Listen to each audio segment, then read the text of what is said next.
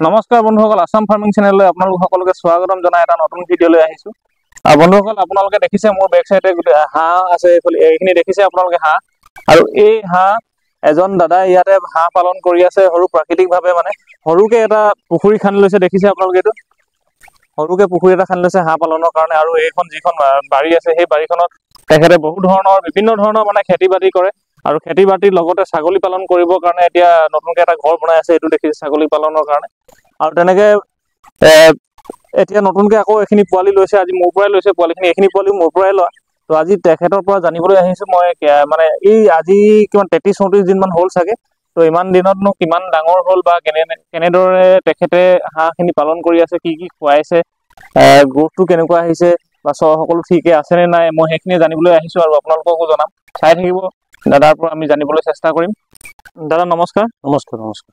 হয়, আপোনাৰ নামটো আৰু এই জেগাডোখৰ নামটো আপুনি জনাই দিব। মোৰ নাম শ্ৰী সঞ্জীৱ গগৈ। হয়, এইডোখৰ গৰুধৰীয়া এনচি গাঁও বুলি কয়, ডিব্ৰুগড় ডিষ্ট্ৰিক্ট। ডিব্ৰুগড় ডিষ্ট্ৰিক্ট। হয়, ইয়াতে আপুনি হাঁহ এতিয়া বৰ্তমান 200 লৈছিলে ন মোৰ পৰা? ইয়াৰ পৰা প্ৰথম আৰু বেলেগৰ পৰা অনা নাই?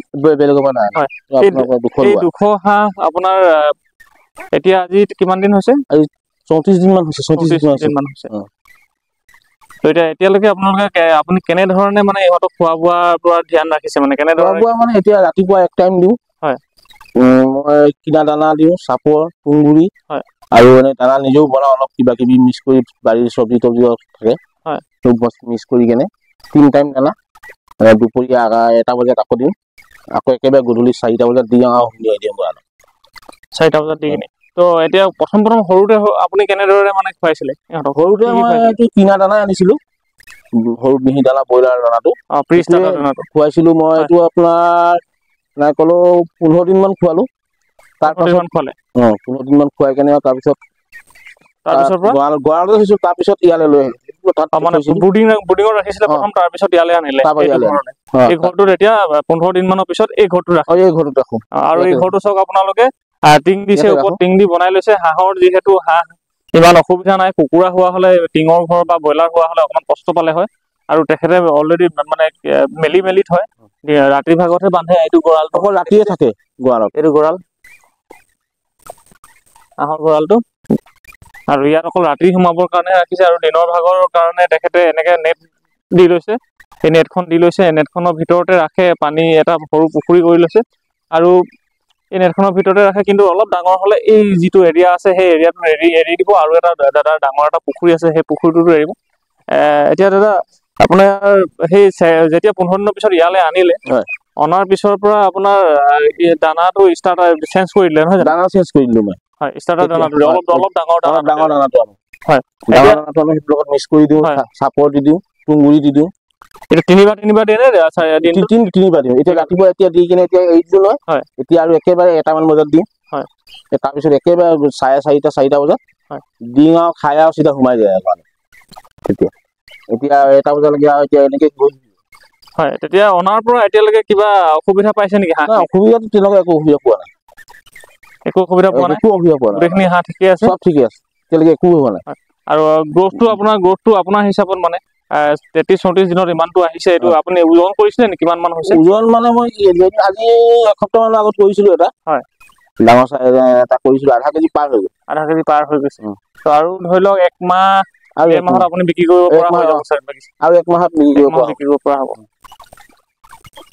তো আপুনি এতিয়া পৰিকল্পনাটো কেনেধৰণে কৰিছে, মানে এই ফাৰ্মিঙৰ ওপৰত? মানে কেনেধৰণে, মানে ভৱিষ্যতে কি কৰিম বুলি প্লেনিং আছে আপোনাৰ?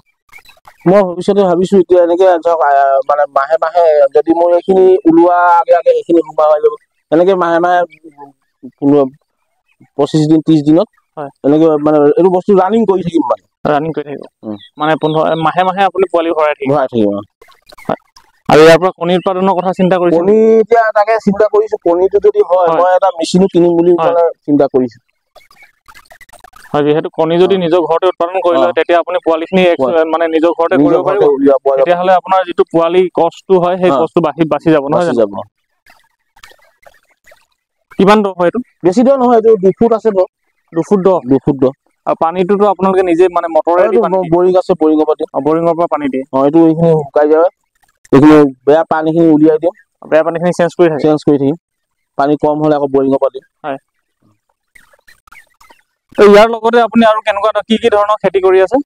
মই এতিয়া চব্জি খেতি কৰি আছো। গোমধান আছিলে, গোমধান শেষ হ'ল। ৰঙালাও আছিলে, ৰঙালাও শেষ হ'ল। এতিয়া জাতিলাও, জিকা, কোমোৰা লগাইছো। সেইখিনি এতিয়া হ'ব হোৱা নাই আৰু চাঙত ঠালৈকে ৰুইছো। এতিয়া বিলাহী পুলি পচাই থোৱা আছে, বিলাহী ৰুব লাগিব। বিলাহী মানে এতিয়া আপুনি আন চিজনত উলিয়াব বিচাৰিছে? বাৰিষা চিজনত। এইখন দেখি এই যিটো পলি হাউচ বনাই লৈছে তেখেতে, দেখিছে ওপৰত গ্ৰীণ হাউচ দেখিছেনে আপোনালোকে? এই গ্ৰীণ হাউচৰ তলতে তেখেতে সেইখিনি কাম কৰিব। জলকীয়া আছে, এতিয়া জলকীয়া ফুলিছে আৰু। জলকীয়া ফুলিছে? জলকীয়া ফুলিছে আৰু এতিয়া ফুল মাৰিছে। তো খেতিৰ বিষয়ত মানে আপুনি ধৰক কেনেকুৱা ধৰণৰ লাভালাভ কেনেকুৱা আপুনি যদি খেতি কৰে, বাম খেতি কৰে? মই লাভালাভ আছে, নোহোৱা নহয়। চলি থাকিবলগীয়া হয় আৰু। মই নিজৰ লগতে আৰু দুটা মানুহ চলি থাকে মোৰ লগত। দুজন মানুহ আহে। কিমান বিঘামান মাটি আছে এৰিয়াটোত? এতিয়া এইডোখৰত আছে আপোনাৰ 3 বিঘা। 3 বিঘা বাৰীডোখৰত। আৰু এইফালে পথাৰখিনি? এইফালে আছে পুখুৰীটো 1 বিঘা। তাৰ পথাৰত আছে 3 বিঘা। সেইফালে লগাই কিনি আপোনাৰ 7 বিঘা মানে 7 বিঘা মানে মাটি। সেইখিনি মাটিত ধুনীয়াকে মানে খেতিৰ লগতে মানে যিহেতু হাঁহ পালন, ছাগলী পালন কৰি কিনি ধুনীয়াকে এটা উপাৰ্জনৰ পথ মানে উপাৰ্জন কৰিব পাৰি বুলি তেখেতে নিজেই এটা ভালকে আইডিয়া লগাই কিনি নতুনকে প্লেনিং কৰি আছে। ছাগলীৰ লগতে, ছাগলী কিমান মান ৰাখিম বুলি ভাবিছে? ছাগলী মই লোকেল ছাগলীয়ে ৰাখিম। এনেকুৱা হেৰি নহয়, লোকেলে 5জনীমান মাইকী ছাগলী আনিম। তাত মানে পাঠা এটা আনিম আৰু পোৱালি দিয়াবলৈ ইয়াতে। আৰু আপোনাৰ যিহেতু বাৰীখনতে ছাগলী 5-6জনী ছাগলী আৰামছে মানে এইবিলাক খায়ে কটাই দিব, মানে বেলেগ এক্সট্ৰাকে আপুনি দানা নিব নালাগে। বাৰীতে আছে এইবোৰ দেখিছে। এতিয়াও বৰ্তমান তেখেতৰ ওচৰত এতিয়া তিয়হ লাগি আছে। আমি যিহেতু তিয়হ গুটি দিছোহে, কিন্তু তেখেতৰ ওচৰত তিয়হ অলৰেডি তিয়হ বিক্ৰী কৰি আছে। আজি 15-20 দিন আগৰ পৰাই তেখেতে তিয়হ বিক্ৰী কৰি আছে। আৰু এইফালে এইখিনি জলকীয়া ফুল মাৰিছে। জলকীয়া এতিয়া ফুল মাৰিছে। আৰু যিহেতু এতিয়া আন চিজনত জলকীয়াটো লাগিব, এইটো চিজনত জলকীয়া এতিয়া লাহেকে দাম বাঢ়ি গৈ থাকিব। আৰু তেখেতৰ ওচৰত এতিয়া বাৰিষাৰ কাৰণে ৰেডি কৰি আছে। আৰু গ্ৰীণ হাউচ এইটোত বিলাহীবোৰ লগাব। বিলাহী লগাম। কি বিলাহী লগাব? মানে এইটো ডাঙৰটো। ডাঙৰ বিলাহীটো। এইটো বাৰিষা বিলাহী আহে এটা গুটি। দাংবডি এতিয়া ফুলিছে, বেছি আছো। এতিয়া কমকৈ ওলাইছে। এইখিনি দেখিছে দাংবডি, তেখেতে দাংবডি কৰি থৈছে। আৰু ইয়াতে আপোনাৰ দাংবডি বিক্ৰী কৰি আছে তেখেতে। এতিয়া বৰ্তমান কিমানকৈ ওলাই আছে এইখিনি? এতিয়া 5 কেজি 6 কেজি 6 কেজি ওলাই আছে। এতিয়া লাহেকৈ ওলাব আৰু মানে ষ্টাৰ্টিং হৈছে। আৰু চাওক তেখেতে জেং দিয়া নাই দাংবডিত, দেখিছে? এইবিলাক ৰছী দিছে, ৰছীৰে এই খুঁটা পুতি লৈছে। দেখিছেনে? মাজে মাজে খুঁটা পুতি দিছে। খুঁটা পুতাৰ পিছত ৰছী লগাই দিছে। 1ডাল 2ডাল 3ডাল 4ডাল ৰছী লগাইছে। আৰু সেই ৰছীডালত এনেকৈ ইয়াতো এটা থিয়কৈ ৰছী বান্ধি দিছে, য'ত মানে গছজোপা বগাই যাব। আৰু ধুনীয়াকৈ চাওক কিমান সুন্দৰকৈ, একো বাঁহৰ জেং নিদিয়াকৈ ধুনীয়াকৈ ৰছীখিনিতে দাংবডি বগাই লাগি আছে। আৰু এইটো হ'ল তেখেতৰ পুখুৰীটো। আৰু এই পুখুৰীটোতে তেখেতে মাছ পালন কৰি আছে, দেখিছে? আৰু ইয়াতে আপুনি কিমান বছৰৰ পৰা মাছ পালন কৰি আছে? মই আপোনাৰ ধৰক 92ৰ পৰা মাছ পালন কৰিছে। কেনেকুৱা ধৰণৰ মাছবিলাক পালন কৰে? মই ইয়াত ৰৌ, বাহু, এবাৰ চিতলো দিছিলোঁ। তাৰপৰা এবাৰ এনেই লোকেল মাছো দি চালোঁ। লোকেল মাছত ইমান এটা হেৰি নেদেখিলোঁ। এতিয়া ৰৌ, বাহু, গ্লাছ কাপ, মিৰিকা এইবোৰে দিম। সিহঁতক খোৱা বোৱাটো খোৱা বোৱাটো কি দিয়ে? খোৱা বোৱাটো সিহঁতক এনেতো এতিয়া একো দিয়াই নহয়। যি এনেকৈ হয়, অলপ ডাঙৰ হ'লে কলপাত চলপাত এইবোৰ ঘাঁহ চাহ এইবোৰ দিয়া হয়। এতিয়া এনেই তুঁহগুৰি অলপ আৰু গোবৰ মিক্স কৰি কেনে পেলাই দিয়া হয় আৰু। এতিয়া হাঁহ আছে যেতিয়া হাঁহৰ গুবিলাক দিব পাৰিব। দিয়া হয়। প্ৰফিট কেনেকুৱা ধৰণে আপোনাৰ বছৰেকত? মানে ধুনীয়াই প্ৰফিট হয়, প্ৰফিট নোহোৱা নহয়, প্ৰফিট ধুনীয়া। প্ৰফিট আছে মানে প্ৰফিট আছে। বিক্ৰীৰ ক্ষেত্ৰত। মানে বাহু মাছ যদি আপুনি মেলে একেবছৰতে কিমান মান চাইজ হয়? মেক্সিমাম মোৰ 1 বছৰত মই ধৰোঁতো বৰ বেছি ডাঙৰ হয়। মই যদি ভালকৈ দানা চানা দিয়া হয়, তো বাহু মাছ মোৰ যোৱা বছৰ নহয়, তাৰ আগবছৰ মোৰ 2 কেজি 2.5 কেজিলৈকে হৈছে প্ৰতি এবছৰত। চিতল মাছো মোৰ 1 কেজি 1.5 কেজি ওচৰলৈকে হৈছে চিতল। গ্লাছ কাপ 2 কেজি 2.5 কেজি এনেকুৱা হৈ যায় এক বছৰ, যদি মই দানাটো ভালকৈ দিওঁ। খোৱাটো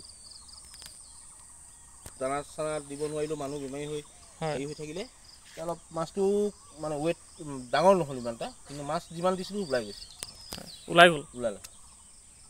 মানে এই হেৰিটো প্ৰফিটটো ওলাই গ'ল আৰু প্ৰফিটটো ওলাই গ'ল। আৰু এইফালে আছে গোমধান এইডোখৰত কৰিছিলে দাদাই গোমধান আৰু গোমধান অলৰেডি বিক্ৰী কৰিছে বিক্ৰী কৰি শেষেই হ'ব হ'ল 1 বিঘা খেতি কৰিছিলে গোমধানতো বিক্ৰী কৰিলে গোমধানবিলাক কেনেকৈ বিক্ৰী কৰিছে এইবোৰ পিচ হিচাপে পিচ কেনেকৈ পিচ 3 টকা 4 টকা 3 টকা 4 টকা তো ইয়াতে আপোনাৰ কিমান হাজাৰমান গছ আছে মোৰ ইয়াত এতিয়ালৈকে আপোনাৰ কিমান বুলি কওঁতে 8-9 হাজাৰ গছ বেছি হ'ব 8-9 হাজাৰ 8-9 হাজাৰ গছ হ'লে বাৰু 8 হাজাৰে ধৰিলোঁ এটা এজোপা গছত কেইটাকে এটাকে লাগে এটাও লাগে তিনিটাও লাগে কোনো হেৰি নাই এইবোৰ দুটাই ধৰিলোঁ বাৰু এজোপা গছত 16,000 পিচ আপুনি যদি বিক্ৰী কৰে বা 15,000 ধৰিলোঁ মই কাটি কুটি 3 টকাকৈ বিক্ৰী কৰিলে 45,000 টকা আপুনি এইখিনি গোমধানতে পাব নহয় জানো এতিয়া ধৰক আছে এতিয়াও আছে মাজে মাজে ছিঙিবলৈও আছে হয় আৰু সিফালে ছিঙাও নাই এইফালৰ পৰা ছিঙি গৈ আছেতো ছিঙি ডেইলি দিয়ে হয় ডেইলি দিয়ে বেপাৰী লৈ যায় ঘৰ পৰাই লৈ যায় আৰু টাউনলৈও পঠিয়াওঁ হয় এই খেতিৰ বিষয়ত এতিয়া কি ক'ব আপুনি মানে যুৱ প্ৰজন্মক কি বুলি ক'ব খেতি কৰি বা মানে গাঁৱতে খেতি কৰি লাভ কৰিব পাৰিনে পাৰি নিজে যদি খেতি কৰি নিজে যদি বজাৰলৈ যায় হয় লোকক অন্যক নিদি তো ধুনীয়া লাভ আছে কৰিব পাৰিলে লাভো আছে হয় দাদা ধন্যবাদ জনালোঁ মই আপোনাক আপুনি যে মোক ইমানখিনি সময় দিলে বা আমাক জনালে আপোনাৰ নলেজটো মানে কেনেধৰণে আপুনি কৰিছে তাৰ বিষয়ে জনালে তাৰ কাৰণে মই ধন্যবাদ জনাইছোঁ আৰু যাতে আপুনি এই ফাৰ্মখনৰ পৰা আৰু ভালদৰে আপুনি আগবাঢ়ি যায় এই ফাৰ্মখনৰ পৰাই যাতে আপুনি আৰু বিভিন্ন ধৰণৰ ফাৰ্ম কৰিবলৈ আপুনি উৎসাহ পায় আৰু যাতে আপুনি আগবাঢ়ি যায় আৰু ইয়াৰ পৰা যাতে আপুনি ভাল এটা লাভ কৰিবলৈ সক্ষম হয় মই তাৰে কামনা কৰিছোঁ ধন্যবাদ দাদা ধন্যবাদ আপোনাকো বহুত ধন্যবাদ ইমানটো সময় দিয়াৰ কাৰণে ধন্যবাদ